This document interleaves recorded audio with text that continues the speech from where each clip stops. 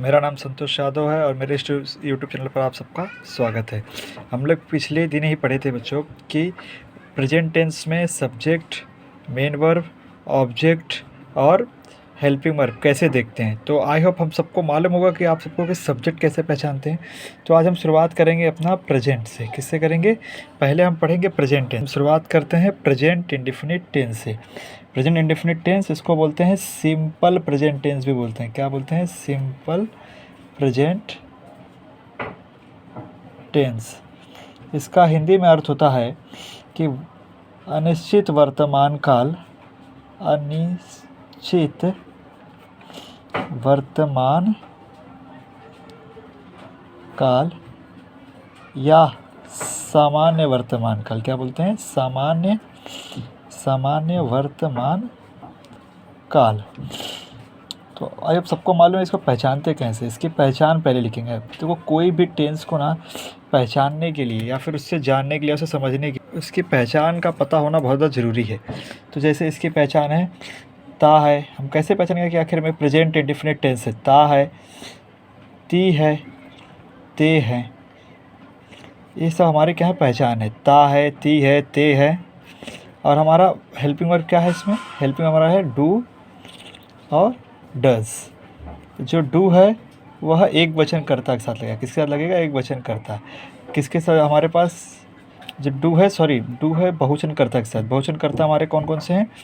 हमारे बहुवचन कर्ता है दे है, वी, यू, आई के साथ डू लगेगा। और डज किसके साथ लगेगा? जो एक वचन कर्ता होंगे दोस्तों, ही, सी, इट। ठीक है, आई होप यहाँ तक सबको समझ में आएगा किसके साथ क्या लगेगा। अभी नेक्स्ट स्टेप में चलते हैं। हम लोग देखेंगे कि इसके रूल्स क्या हैं। रूल्स क्या क्या है? सब्जेक्ट प्लस मेन वर्ब का फर्स्ट फॉर्म प्लस ऑब्जेक्ट, ये हमारा रूल है। पहले हम बनाएंगे अफर्मेटिव सेंटेंस। अफर्मेटिव सेंटेंस में क्या होता है? अफर्मेटिव सेंटेंस में सहायक क्रिया का प्रयोग नहीं होता। किसका? सहायक क्रिया का प्रयोग नहीं होता। सहायक क्रिया का प्रयोग नहीं होता है। समझे? नहीं होता है।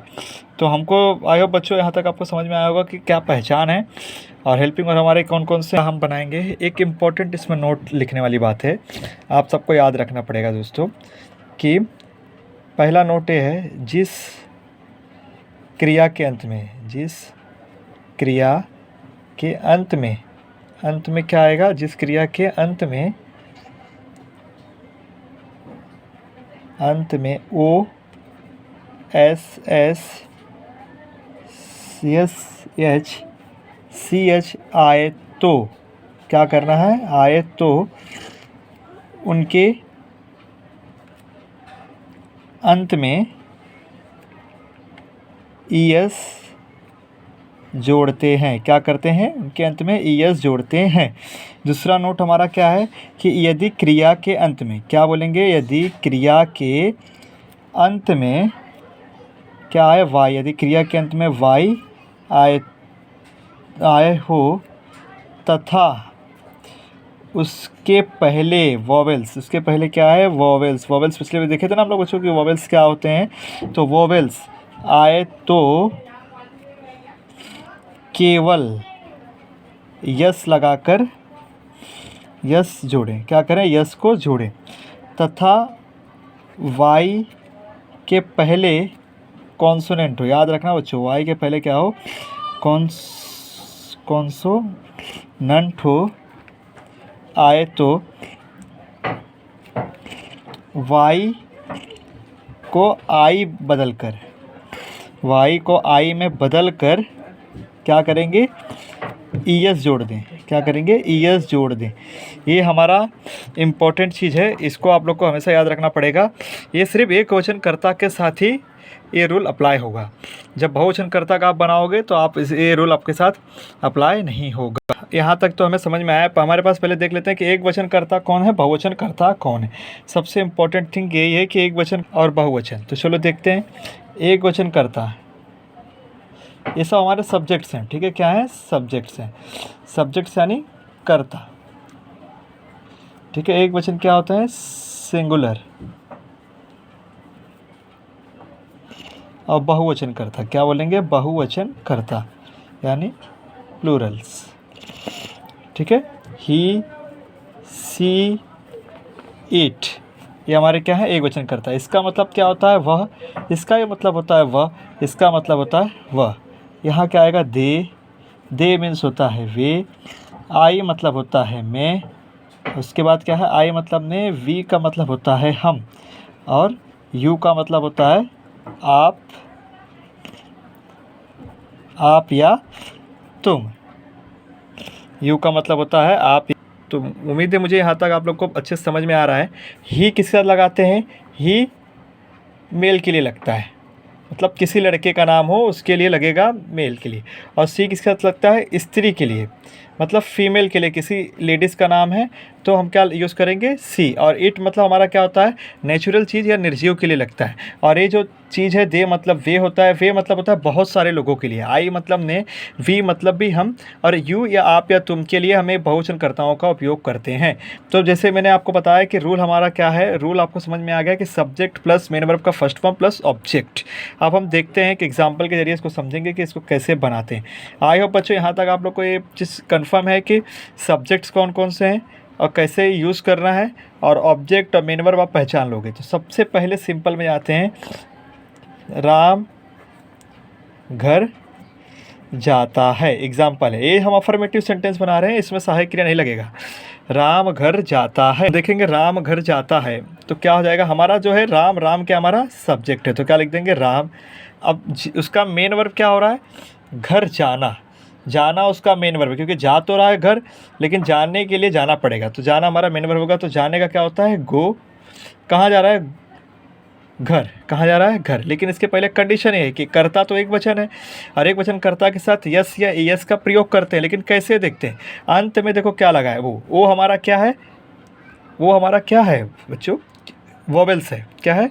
वॉवेल्स। तो वो हमारा वॉवेल्स है जिसके क्रिया के अंत में ओ आए, डबल एस आए, एस एच आए या सी एच आए, तो उनके अंत में क्या लगाना? ई एस जोड़ना है।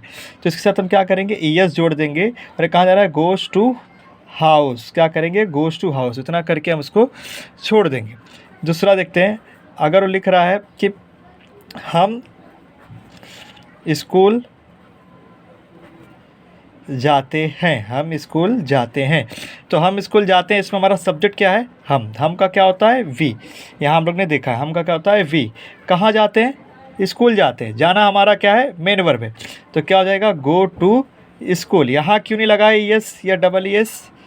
यहाँ इसलिए नहीं लगा है ई एस या डबल एस, क्योंकि हमारा जो कर्ता है, एक कर्ता हमारा बहुवचन है, और बहुवचन कर्ता के साथ यस या ई एस का प्रयोग नहीं करते हैं। आई होप आप लोग को इतना समझ में आ रहा होगा कि क्या है। एक एग्जांपल और ले लेते हैं, चलो ठीक है। आप लोग को समझने के लिए एक एग्जांपल और ले लेते हैं कि इसके बाद हम नेगेटिव में, जब नेगेटिव में देखेंगे ना, तो हमको समझ में आएगा कि कहाँ पर क्या लगाना है, कैसे लगाना है, हेल्पिंग वर्ब का उपयोग करना है।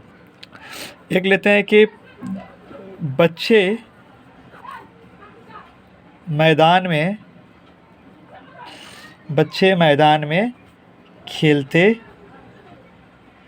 हैं, बच्चे मैदान में खेलते हैं। तो बच्चे मैदान में खेलते हैं, क्या हो जाएगा? चिल्ड्रेन। बच्चे क्या है? बहुवचन है, ठीक है। कई सारे बच्चे खेल रहे हैं, तो क्या कर रहे हैं? खेलना उनका मेन काम है, तो खेलने को क्या बोलते हैं? प्ले। Children play. कहाँ खेल रहे हैं? In the ground. In the कहाँ है? Ground. Children play in the ground. तो आई होप बच्चों आप लोग को इतना समझ में आया होगा कि हम पहले प्रेजेंट इंडेफिनिट टेंस कैसे बनाते हैं, उसका जो अफर्मेटिव सेंटेंस है हम लोग ने बनाना सीखा है। एक चाहिए तो एग्जांपल और आप लिख सकते कि वह खाना खाती है, वह खाना खाती है। तो वह हमारा क्या हो जाएगा? पहले देखिए, खाती कौन है? एक लड़की है, स्त्रीलिंग है, मतलब फीमेल है, तो फीमेल के लिए हम क्या बोले थे? सी लगाना। हमको क्या लगाना है? सी। वो क्या करती है? खाना खाती है। तो क्या हो जाएगा? See it.